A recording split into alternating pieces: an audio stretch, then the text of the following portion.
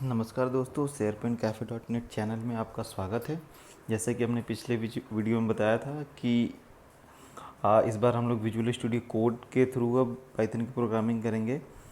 तो मैंने visual studio code install कर लिया है। आपको अगर इंस्टॉल करना है तो गूगल में जाइए और विजुअल स्टूडियो कोड लिखिए, पहला लिंक आएगा, आप उस पर क्लिक करें और वहाँ से आप डाउनलोड कर सकते हैं। आप वहाँ क्लिक करें, आपका विंडोज़ सिस्टम है तो विंडोज़ सिस्टम के अकॉर्डिंग आप वहाँ डाउनलोड बटन पर क्लिक करके इस विजुअल स्टूडियो को डाउनलोड कर सकते हैं।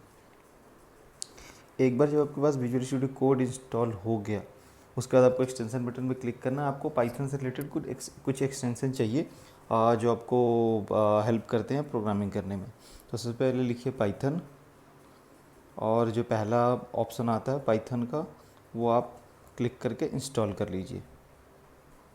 इंस्टॉल पे क्लिक करके ये एक्सटेंशन आप विजुअल स्टूडियो कोड के अंदर इनेबल कर सकते हैं।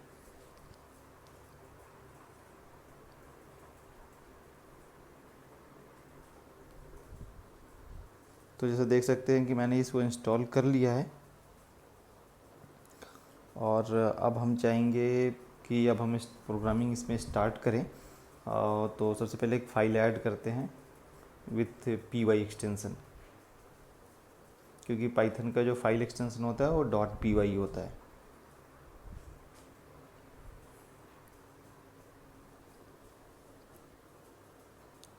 तो चलिए इसके अंदर हम सबसे पहले देखते हैं कि पाइथन एक्सटेंशन इंस्टॉल हुआ या नहीं, या फिर पाइथन काम कर रहा है कि नहीं हमारे विजुअल स्टूडियो कोड में। तो हम सबसे पहले कोई प्रिंट स्टेटमेंट लिखते हैं पाइथन में, प्रिंट, और इसके अंदर हम कुछ स्ट्रिंग पास करेंगे और ये टर्मिनल विंडो होता है। इसके अंदर py और फाइल का नाम लिखेंगे। देखिए इसने वैल्यू प्रिंट कर दी।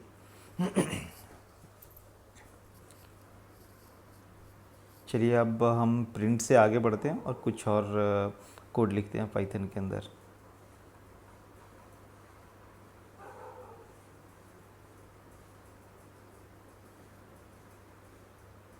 हम यहाँ पे दो वेरिएबल डिक्लेयर करते हैं पहले। उसके बाद इसमें हम सबसे पहले इफ एल्स कंडीशन चेक करेंगे। पाइथन में कि इफ एल्स लिखते कैसे हैं, उसका सिंटैक्स क्या होता है। तो देखिए दो वेरिएबल डिक्लेयर किया हमने, और if x greater than y then क्या प्रिंट करना है। फिर इल्स में आएंगे और उसके अंदर कुछ हमें अगर स्टेटमेंट इल्स के अंदर एग्जीक्यूट करनी है वो स्टेटमेंट हम उसके अंदर लिख देंगे।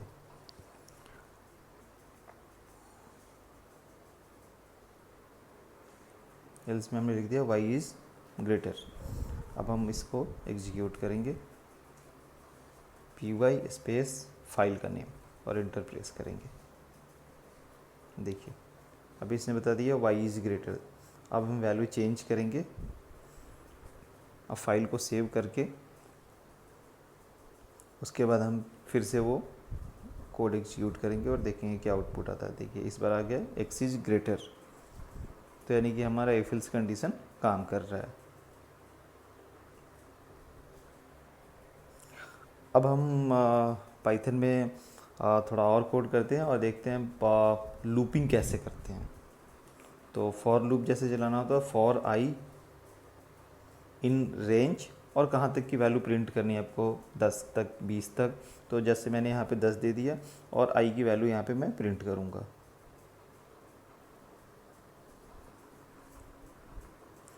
आई थिंक कुछ इशू है यहाँ पे, इसको देखते हैं। अच्छा, कॉलन मिसिंग था यहाँ पे, वो कॉलन मैंने ऐड कर दिया। और आई थिंक इंडेंट का कुछ इशू है, क्योंकि पाइथन में इंडेंटिंग बहुत मैटर करता है। तो प्रॉपर इंडेंटिंग के साथ अगर आप कोड करेंगे तो वैल्यू देखिए यहाँ पे प्रिंट कर देगा। ठीक है, अब हम इसमें क्या करेंगे, रेंज में कुछ चेंज करेंगे। इनिशियल रेंज और स्टार्ट और एंड रेंज इसमें हम डालेंगे। लाइक 10 से 20 डाल दिया हमने, तो ये 10 और 20 की वैल्यू की बीच की वैल्यू प्रिंट करेगा इसमें। ठीक है, तो हमने अभी इफ एल्स कंडीशन देखा, फिर फॉर लूप देखा अभी हमने कि कैसे पाइथन में फॉर लूप और इफ एल्स काम करता है। ठीक है, उसके बाद अब देखेंगे हम कि पाइथन में फंक्शन कैसे लिखते हैं और फंक्शन कैसे एग्जीक्यूट करते हैं। ठीक है, तो फंक्शन के लिए सबसे पहला कीवर्ड होता है DEF, उसके बाद फंक्शन का नाम लिखते हैं और ब्रैकेट स्टार्ट करके क्लोज कर दिया अगर कोई पैरामीटर नहीं देना तो, और कॉलन से हमने, जैसे हम वहाँ ब्रैकेट कर ली ब्रेसेस वगैरह देते थे, यहाँ पे हमने कॉलन से उस बंद कर दिया। उसके आगे हम अपना स्टेटमेंट लिखेंगे उस फंक्शन के अंदर का, तो हमने सिंपली प्रिंट लिख दिया वहाँ पे। और फिर फंक्शन को कॉल कैसे करेंगे, जैसे बाकी प्रोग्रामिंग लैंग्वेज भी करते हैं, फंक्शन का नाम ब्रैकेट स्टार्ट और क्लोज,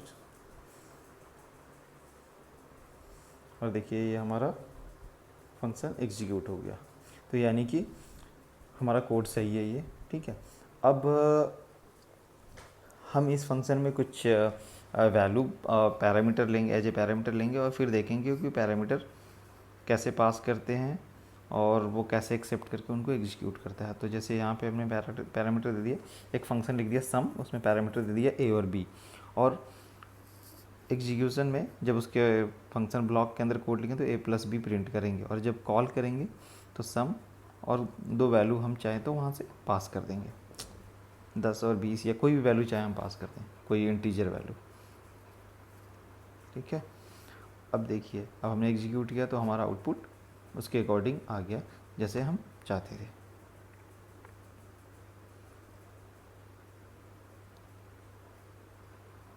तो उम्मीद है दोस्तों ये फंक्शन तक आपको समझ में आ गया होगा। और कमेंट वगैरह करना होता है इसमें पाइथन में, तो हैश सिंबल के आगे हम कोई स्ट्रिंग या स्टेटमेंट लिख देते हैं, वो एज ए कमेंट ट्रीट किया जाता है यहाँ पे पाइथन के प्रोग्राम में। तो यहाँ पे मैंने सम के ऊपर एक कमेंट दे दिया है हैश टैग हैश सिंबल के बाद, और वो एज ए कमेंट ट्रीट होगा यहाँ पे।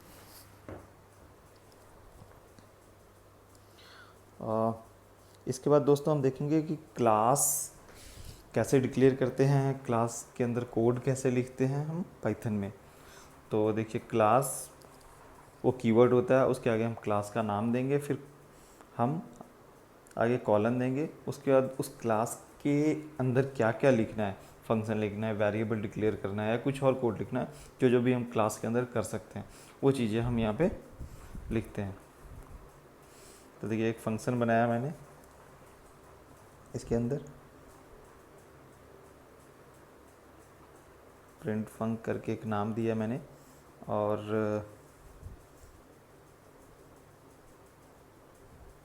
हम उस फंक्शन के अंदर कुछ प्रिंट करेंगे, कुछ भी एक सिंपल स्ट्रिंग प्रिंट करेंगे अभी, और देखते हैं कि हम क्लास के थ्रू फंक्शन का कैसे कॉल करेंगे और एग्जीक्यूट करेंगे। अच्छा हाँ, फंक्शन के बाद कॉलन, फिर उसके अंदर एग्जीक्यूट स्टेटमेंट उसके अंदर फंक्शन के अंदर का लिखेंगे।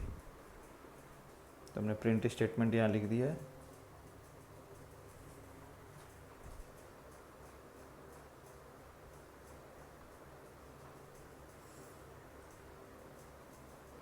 अब हम उस क्लास का ऑब्जेक्ट बनाएंगे, या बोल सकते हैं इंस्टेंस बनाते हैं। तो इंस्टेंस या ऑब्जेक्ट बना के उस ऑब्जेक्ट के नाम से हम उस फंक्शन को कॉल कर सकते हैं। मतलब ऑब्जेक्ट या इंस्टेंस बना लिया उस क्लास का, फिर उस क्लास के मेंबर्स को हम उस ऑब्जेक्ट के थ्रू कॉल कर सकते हैं, जैसे बाकी प्रोग्रामिंग लैंग्वेज में करते हैं।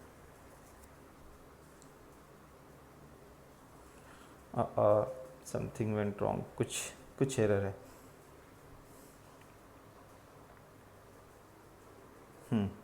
तो दोस्तों एक डिफ़ॉल्ट पैरामीटर होता है सेल्फ करके, वो ज़रूर देना होता है फंक्शन में जब आप क्लास के अंदर लिखते हैं। तो वो हम आई थिंक हाँ उसके अंदर हम मिस कर रहे हैं, हाँ सेल्फ लिखना होगा।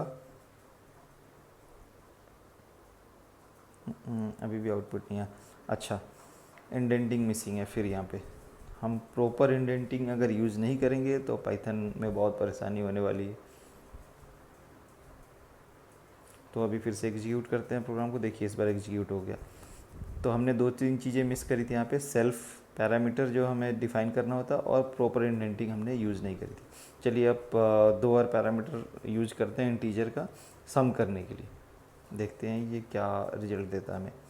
ए और बी हमने वेरिएबल डिक्लेयर कर दिया, और प्रिंट में a+b कर देंगे, और फिर जो फंक्शन कॉल किया हमने उसमें वहाँ से वैल्यू पास कर देंगे, कोई भी दो इंटीजर।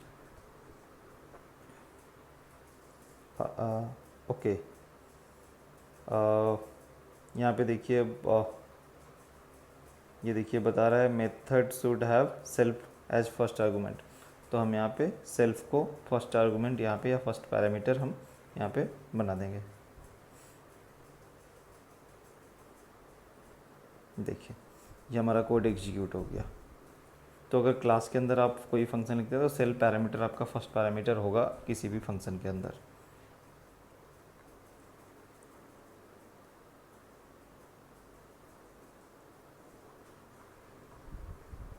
गाइस अब इसके बाद हम देखते हैं कि एरे कैसे डिक्लेयर करते हैं और कैसे हम यूज करते हैं पाइथन के अंदर। तो एक नई फाइल बना ली मैंने और उसके अंदर हम स्टेटमेंट लिखेंगे।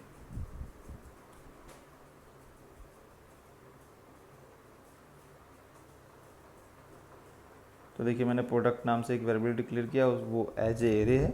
उसके अंदर हम कुछ वैल्यू डालेंगे, जैसे हम एरे के अंदर डालते हैं ब्रैकेट डबल कोट्स ब्रैकेट के अंदर, फिर डबल कोट्स के अंदर हम वैल्यू डिफाइन करते हैं कॉमा सेपरेटेड।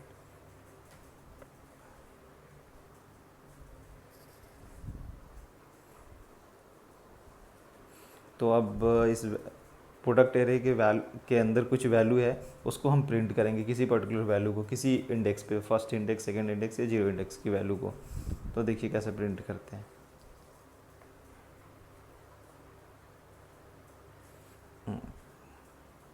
हमने गलत फाइल का नाम लिख दिया था वहाँ पे।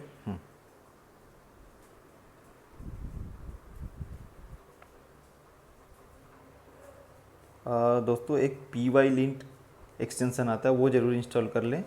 वो आपको इंटेलिजेंस और एरर रिलेटेड जो भी चीज़ें वो बताता रहता है, तो ये आपको काफ़ी हेल्पफुल होगा। तो देखिए हमें पता चल गया कि यहाँ पे जो एरर है वो क्या है। अच्छा, प्रोडक्ट का नाम हमने गलत लिखा है, ठीक है। वो वेरिएबल का नाम जो है हमने गलत लिखा हुआ था प्रोडक्ट, ठीक है। अब देखिए हमने जो इंडेक्स पास किया था उस इंडेक्स की जो वैल्यू थी वहाँ पे प्रिंट हो गई उस एरे के अंदर से। जो भी हम इंडेक्स वैल्यू चेंज करेंगे उससे रिलेटेड जो भी उस इंडेक्स पे जो भी वैल्यू होगी उस एरे में वो हमें मिल जाएगी, ठीक है। अब अगर हमें सारी वैल्यू उसके अंदर से प्रिंट करनी है, एक्सट्रैक्ट करनी है उस एरे के अंदर, तो वही काम फिर से हम लूपिंग करेंगे जो अभी हमने थोड़ी देर पहले देखा था, और लूपिंग के थ्रू हम वैल्यू निकाल सकते हैं। तो हमने फॉर आई और उस प्रोडक्ट एरे का नाम लिखा और प्रिंट कर दिया हमने, तो सारी वैल्यू हमें प्रिंट हो गई उस एरे की।